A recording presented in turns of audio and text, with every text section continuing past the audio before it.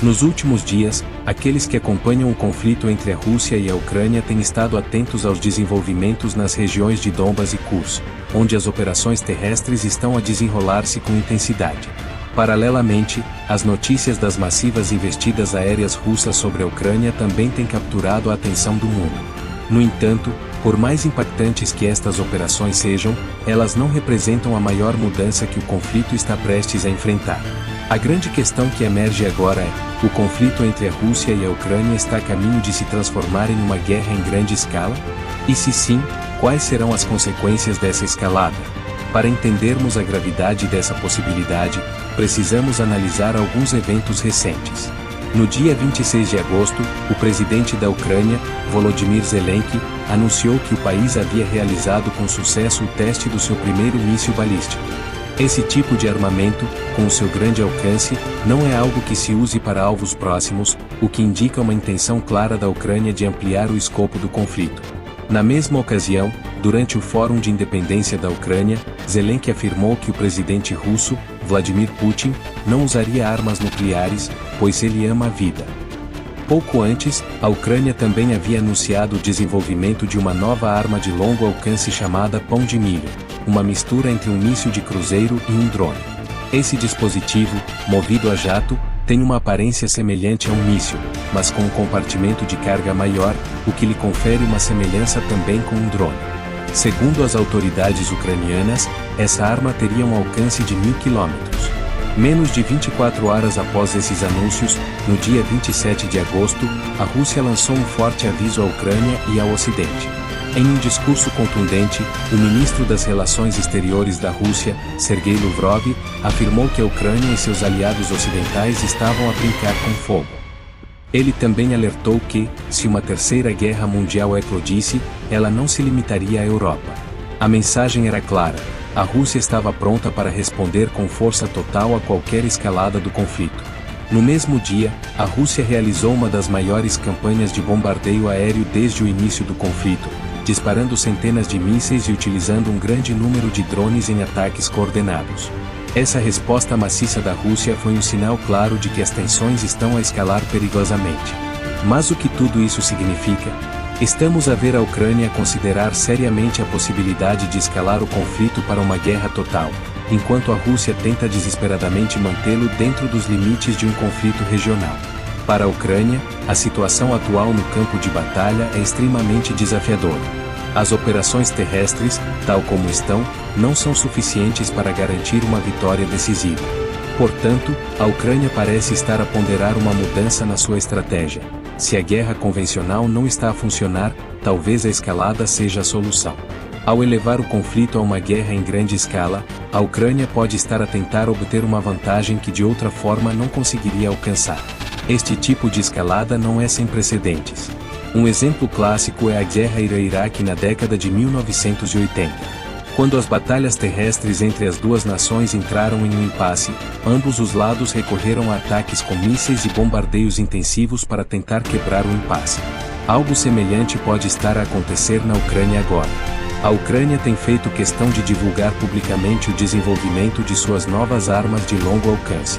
Embora pudesse manter esses avanços em segredo até usá-los no campo de batalha, a decisão de revelá-los ao público é uma jogada estratégica. Ao anunciar essas capacidades, a Ucrânia está a enviar uma mensagem clara: se o conflito não seguir o rumo que deseja, está pronta para escalá-lo ainda mais. No entanto, a Ucrânia sabe que não pode fazer isso sozinha. Desde o início do conflito, Kiev tem tentado convencer os Estados Unidos e a NATO a se envolverem mais diretamente, inclusive solicitando que retirem as restrições ao uso de armas de longo alcance.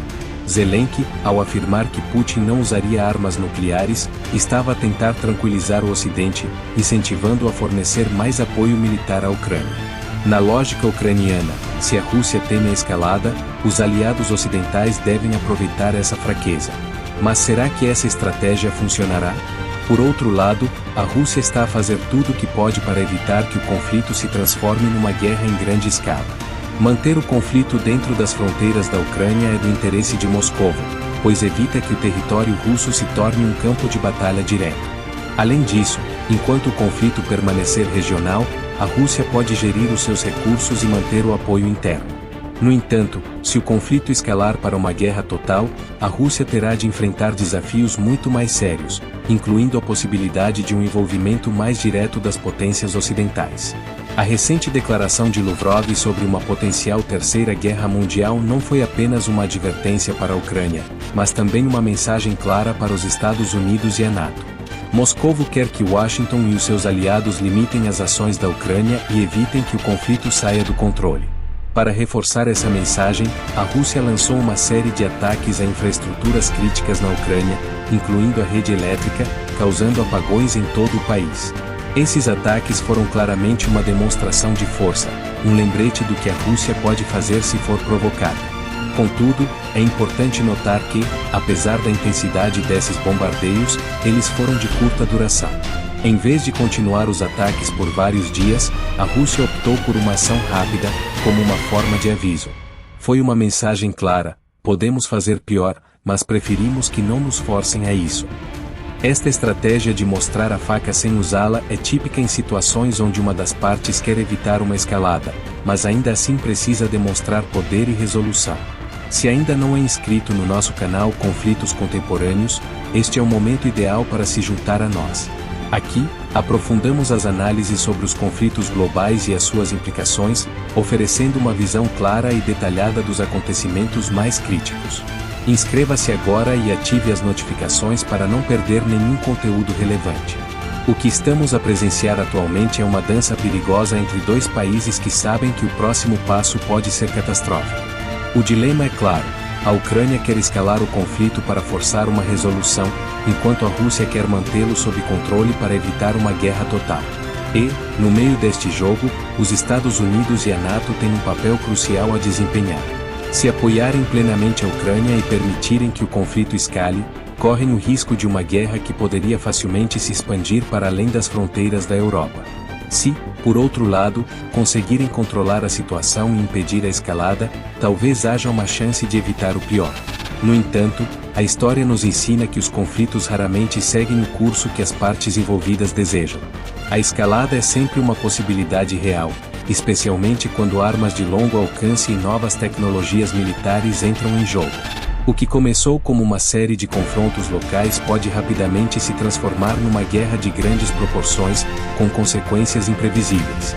Se gostou deste vídeo e quer continuar a acompanhar as principais análises sobre os conflitos contemporâneos, não se esqueça de se inscrever e deixar o seu gosto. A sua participação é fundamental para que possamos continuar a trazer conteúdos de qualidade e mantê-lo informado sobre os assuntos mais importantes do cenário internacional. Muito obrigado por assistir, e até o próximo vídeo.